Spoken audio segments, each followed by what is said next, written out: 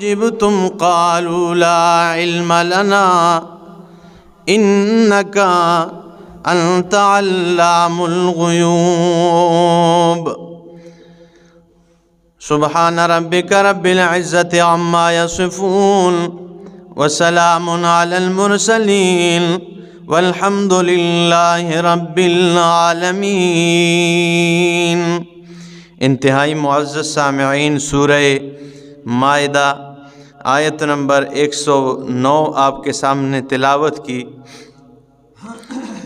اس سے پہلے نفی شرک فعلی کر کے اس کے بعد قیامت والے دن میں ہونے والے ایک واقعے کا ذکر فرمایا، اور اس معاملے کو صاف ستھرا فرما دیا کہ انبیاء علیہم السلام بھی غیب دان نہیں تھے اور نہیں ہیں، نہ وہ دنیا کی زندگی میں غیب دان تھے اور نہ وہ موت وفات کے بعد غیب دان ہیں، کیونکہ لوگ غیر اللہ کے نام پر نظر و نیازیں دیا کرتے تھے، اور غیر اللہ کے نام پر نظر و نیاز دیتے یہ اس عقیدے کے ساتھ کہ یہ ہماری حاجات کی خبر گیری کرنے والے ہیں، ہمارے اعمال ان پہ پیش ہوا کرتے ہیں۔ جیسے آج کل کا مشرک بھی اپنے پیشواؤں کے متعلق یہی عقیدہ رکھتا ہے کہ میں ایسے آواز اس لیے دیتا ہوں کہ یہ میری پکار کو سنتا ہے اور یہ جو ہے نا میرے حالات سے کیا ہے باخبر ہے۔ تو اس کا رد فرمایا اللہ نے کہ اور تو اور انبیاء کرام علیہم السلام کہ جن کو اللہ نے ساری مخلوقات میں فوقیت عطا کی ہے وہ بھی غیب کا علم نہیں جانتے۔ تو فرمایا یوم یجمع اللہ الرسل فیقول ماذا اجبتم، اور جس دن اللہ سارے رسولوں کو جمع کرے گا، سارے رسول اللہ کے دربار میں جمع ہو جائیں گے اور اللہ سوال کرے گا فَيَقُولُ مَاذَا أُجِبْتُمْ، تمہیں قوموں نے کیا جواب دیا ہے؟ قالوا، تو رسول کہیں گے لا علم لنا، ہمیں کوئی اللہ علم نہیں ہے، ہمیں کوئی علم نہیں ہے۔ ٹھیک ہے کہ انہوں نے کیا کیا ہماری چلے جانے کے بعد؟ اِنَّكَ أَنْتَ علام الغیوب، اس لیے کہ تو ہی علام الغیوب، غیب کا علم رکھنے والا ہے، تو ہی غیب کو جاننے والا ہے۔ یہ میرے سامنے سورۃ اعراف ہے اور آیت نمبر 188 میں اللہ فرماتے ہیں، پارہ نمبر 9 ہے، آیت نمبر 188۔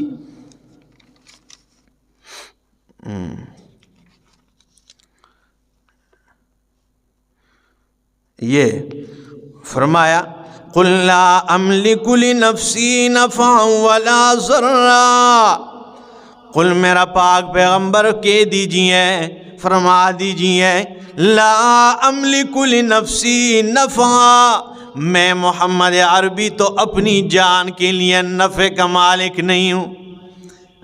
کو کہہ دیجئے نا لا أَمْلِكُ لِنَفْسِي نَفْعًا وَلَا ضَرًّا، میں تو اپنے لیے نفع نقصان کا مالک نہیں ہوں، الا ما شاء اللہ، مگر جو اللہ چاہے وہی ہوا کرتا ہے۔ وَلَوْ كُنْتُ أَعْلَمُ الْغَيْبَ، اور اللہ کے پاک پیغمبر صلی اللہ علیہ وسلم فرماتے ہیں وَلَوْ كُنْتُ أَعْلَمُ الْغَيْبَ، اگر میں غیب کا علم جانتا تو لَسْتَكْثَرْتُ مِنَ الْخَيْرِ، میں بہت ساری بلائیاں اپنے لیے اکٹھی فرما دیتا، میں بہت سارے خیر اپنے لیے جمع کر دیتا۔ یہ دیکھیں نا، لَوْ كُنْتُ أَعْلَمُ الْغَيْبَ، اگر میں غیب کا علم جانتا لَسْتَكْثَرْتُ مِنَ الْخَيْرِ، میں بہت سارا خیر اپنے لیے جمع کر دیتا۔ اور آگے فرمایا وَمَا مَسَّنِيَ السُّوءُ، اور مجھے کوئی تکلیف نہیں پہنچتی۔ یعنی میدان طائف میں اللہ کے رسول صلی اللہ تعالی علیہ وسلم کا جسم خون سے رنگین ہو رہا ہے، پتنوں کی بارش برسا رہے ہیں، آپ کو پتھر مارے جا رہے، آپ کی بیٹیوں کو طلاق دی جاتی ہیں، اور اللہ کے پاک پیغمبر کو ساحر و مجنون کے نعرے لگائے جاتے ہیں، آپ کو طعنے دیے جاتے ہیں، آپ کے یاروں کو دو لخت کیے جا رہے ہیں، آپ کے دوستوں پر طعن و تشنیع کی جاتی ہیں۔ اس لیے آپ نے فرمایا اگر میں غیب کا علم جانتا تو میں اپنے لیے بلائیاں اکٹھی کر دیتا، ما مسنی السوء، مجھے کوئی تکلیف نہیں پہنچتی، ٹھیک ہے نا، لیکن میں غیب کا علم نہیں جانتا۔ آگے فرمایا ان انا الا نذیر و بشیر، میں نہیں ہوں مگر نذیر، ڈرانے والا ہوں، و بشیر، خوشخبری دینے والا ہوں، لقوم یؤمنون، ایمان والوں کے لیے، میں بس محض مجھے ڈرانے والا، خوشخبری سنانے والا اللہ نے نبی بنا کر بھیجا ہے، عالم الغیب میں نہیں ہوں۔ اور یہ صرف یہاں پر ہی نہیں، میرے سامنے یہ سورۃ انعام آیت نمبر 50 ہے، اور پارہ نمبر یہی 7واں پارہ ہے۔ اللہ اکبر۔ یہ فرمایا سورۃ انعام آیت نمبر 50، فرمایا قُلْ لَا أَقُولُ لَكُمْ عِنْدِي خَزَائِنُ اللَّهِ، اس سے بھی واضح آیت، قُلْ لَا أَقُولُ لَكُمْ، میرا پاک پیغمبر اعلان کر دیجئے، لَا أَقُولُ لَكُمْ عِنْدِي خَزَائِنُ اللَّهِ، میں ہرگز تمہیں یہ نہیں کہتا کہ میرے پاس اللہ کے خزانے ہیں، ہاں میں ہرگز یہ تم سے نہیں کہتا کہ میرے پاس اللہ کے خزانے ہیں، وَلَا أَعْلَمُ الْغَيْبَ، اور نہ میں غیب کا علم جانتا ہوں، میں غیب بھی نہیں جانتا ہوں۔ دیکھیں نا یہ سورہ انعام آیت نمبر 50، ٹھیک ہے نا، یہ گھروں میں جا کے دیکھ لینا۔ فرمایا قُلْ لَا أَقُولُ لَكُمْ عِنْدِي خَزَائِنُ اللَّهِ، میرا پاک پیغمبر کہہ دیجئے کہ میں یہ نہیں کہتا لوگوں کہ میرے پاس اللہ کے خزانے ہیں، وَلَا أَعْلَمُ الْغَيْبَ، اور نہ میں محمد عربی صلی اللہ تعالی علیہ وسلم غیب جانتا ہوں۔ آگے فرمایا وَلَا أَقُولُ لَكُمْ إِنِّي مَلَكٌ، اور میں تم سے یہ بھی نہیں کہتا ہوں کہ میں فرشتہ ہوں، بلکہ مجھے اللہ نے انسان پیدا کیا ہے، اور انسانوں میں سے امام الانبیاء سب سے اعلیٰ ترین انسان بنایا ہے۔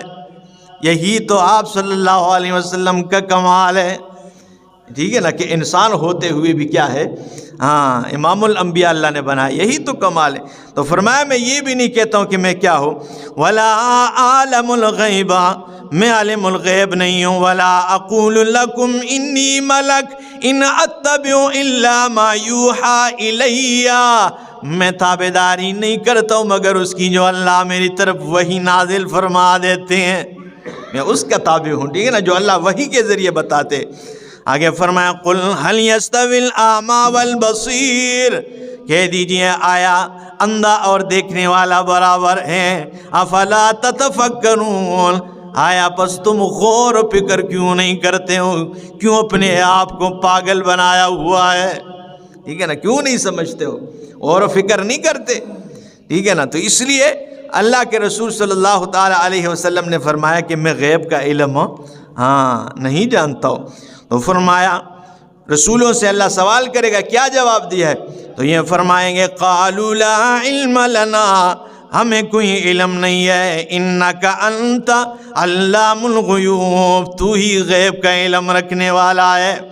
اذ قال اللہ یا عیسی ابن مریم، اب عموم کے بعد پھر خواص کی طرف ہے، پھر خاص حضرت عیسیٰ علیہ السلام، اور ان کو خاص اس لیے کا ذکر فرمایا کہ ان کو زیادہ غیب دان جانتے تھے، ان کی عبادت زیادہ کیا کرتے تھے، اور آج بھی دیکھ لیں تو فرمایا اذ قال اللہ یا عیسی ابن مریم، جب اللہ نے فرمایا اے عیسیٰ بیٹے مریم، اذکر نعمتی علیک، یاد کر ان نعمتوں کو جو میں نے تجھ پہ کی ہیں، وعلی والدتک، اور تیری والدہ پہ کی ہیں، تجھ پہ نعمتیں کی ہیں، تجھے دشمن سے بچا لیا ہے، اور تیری والدہ پہ نعمتیں کی ہیں۔ یعقوب حضرت زکریا علیہ السلام آ کے پوچھتے ہیں سورۃ آل عمران میں کہ جب تازہ میوے اور پھل دیکھ لیے حضرت مریم رضی اللہ تعالیٰ عنہ کے پاس، تو حضرت زکریا علیہ السلام پوچھنے لگے انا لک ھذا، اے مریم بیٹی یہ تازہ پھل فروٹ کہاں سے آئے؟ تو قالت ہوا من عند اللہ، وہ کہنے لگی یہ اللہ کی جانب سے، یہ اللہ کی طرف سے بے موسم پھل، ٹھیک ہے نا۔ تو یہ دیکھ لیں میں نے تجھ پہ بھی احسان کی نعمتیں کی، یاد کر اسے، اور تیری والدہ پہ بھی نعمتیں کی ہے۔ اور آگے فرمایا اذا ایدتک بروح القدس، اور جب تمہیں مضبوط کر دیا ہے جبریل امین کے ساتھ، تکلم الناس فی المہد وکہلا، تو نے بات کی ہے گود میں، وکہلا اور بڑھاپے میں بھی بات کرے گا۔ اس کا مطلب کیا ہے؟ تکلم الناس فی المہد وکہلا، تو نے بات کی ہے جولی میں، اور تو نے یہ سورۃ مریم ہے، اور آیت نمبر 27 ہے، پارہ نمبر 16 ہے، سورہ مریم آیت 27 اور پارہ نمبر 16۔ اس میں حضرت مریم رضی اللہ تعالیٰ عنہ جب حضرت عیسیٰ علیہ السلام پیدا ہوئے اور وہ لے کے آ رہی تھی، تو قوم نے کہا کہ یہ کیا لے کے آئی ہو؟ تو اس کا جواب سنیے جی، سورہ مریم آیت نمبر 27، یہ فرمایا قالو، انہوں نے کہا یا مریم، یا فاتت، یہ قالو یا مریم، کہنے لگے اے مریم لقد جئت شیئا فریا، تو ایک عجیب چیز ساتھ لے کے آئی ہے۔ عجیب، بچہ پاس تھا نا، کہنے لگے عجیب چیز ساتھ لے کے آئی ہے۔ یا اخت ہارون، اے ہارون کی بہن، ما کان ابوک امرأ سوء، نہ تو تمہارا باپ کوئی برا آدمی تھا، وما کانت امک بغیہ، اور نہ تیری ماں سرکش ہے، نہ تیری ماں بدکارہ ہے، ٹھیک ہے نا۔ اور آگے فاشارت الیک، حضرت مریم رضی اللہ تعالیٰ عنہ نے اپنی زبان سے تو جواب نہیں دیا، مگر بچے کی طرف اشارہ کرنے لگی کہ اسی بچے سے سوال کرو کہاں سے آیا ہے، اسی سے سوال کرو کیسے پیدا ہوا ہے۔ تو انہوں نے کہا قالوا کیف نکلم من کان فی المہد صبیا، انہوں نے کہا ہم اس بچے سے کیسے بات کریں جو فی المہد صبیا، ابھی گود میں کھیل رہا ہے، ابھی گود میں، اس سے ہم کیسے بات کریں۔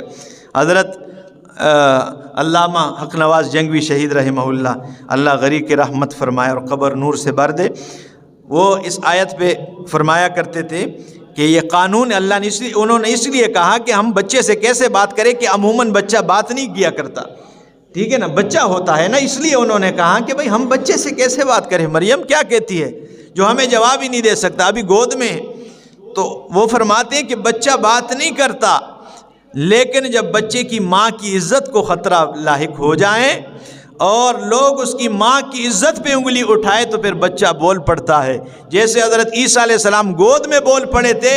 ام المومنین صدیقہ کائنات ہماری ماں ہے، اگر اس پہ کوئی زبان درازی کرے گا تو اس کے بچے بول اٹھیں گے، ٹھیک ہے نا، ہاں انشاءاللہ انشاءاللہ۔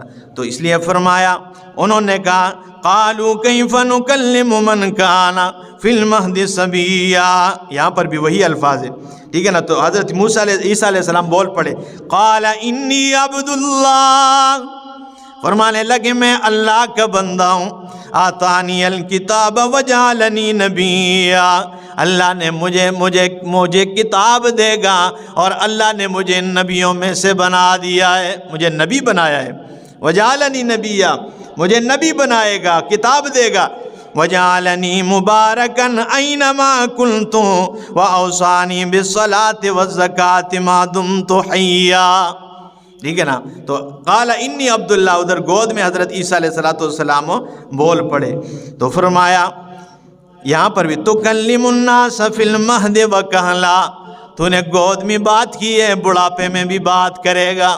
تو بڑھاپا تو عیسیٰ علیہ السلام پہ آئی نہیں، 33 سال کی عمر میں آسمانوں پہ اٹھا لی گئے۔ اس کا مطلب کیا ہے؟ اس کا مطلب یہ ہے وکہلا، تو پھر محمد عربی صلی اللہ تعالی علیہ وسلم کا امتی بن کر دنیا میں آئے گا، اور وکہلا تجھ پہ بڑھاپا آئے گا، اور تو بڑھاپے میں بھی اللہ کی توحید کی صدا بلند کرے گا۔ اس لیے قرآن آئندہ کے حالات بتاتا ہے نا، تو فرمایا تو بڑھاپے میں بھی بات کرے گا۔ یہاں سے ثابت ہوتا ہے حضرت عیسیٰ علیہ السلام کیونکہ جوانی میں اٹھا لیے گئے تھے، تو پھر وکہلا بڑھاپے کے کیا مطلب ہے؟ اس کا مطلب یہ وہ دوبارہ آئیں گے اور آپ صلی اللہ علیہ وسلم کے امتی بن کر آئیں گے اور اللہ کی توحید کی صدا بلند کریں گے۔ آگے فرمایا وَإِذَا عَلَّمْتُكَ الْكِتَابَ، اور تجھے سکھایا کتاب کا علم، والحکمت، اور حکمت، والتوراۃ، اور تورات، والانجیل، اور انجیل، وَإِذْ تَخْلُقُ مِنَ الطِّينِ كَهَيْئَةِ الطَّيْرِ بِإِذْنِي، اور جب تو بناتا تھا، تخلق من الطین کہیئت الطیر، جب تم مٹی سے بناتا تھا، کہیئت الطیر، پرندے کی مثل بنا لیا کرتا، پرندے کی شکل مٹی سے بناتا، بِإِذْنِی، میرے حکم سے۔ اللہ فرما دے کہ نا بِإِذْنِی، خود تیرا کوئی کمال ہے، بِإِذْنِی۔ آگے فرمایا فَتَنْفُخُ، تو پونکتا اس میں ہوا، فیہا، اس میں، فَتَكُونُ طَيْرًا بِإِذْنِی، وہ پرندہ بن جاتا بِإِذْنِی، میرے حکم کے ساتھ۔ آگے فرمایا بِإِذْنِی، کوئی یہ نہ سمجھے کہ یہ حضرت عیسیٰ علیہ السلام۔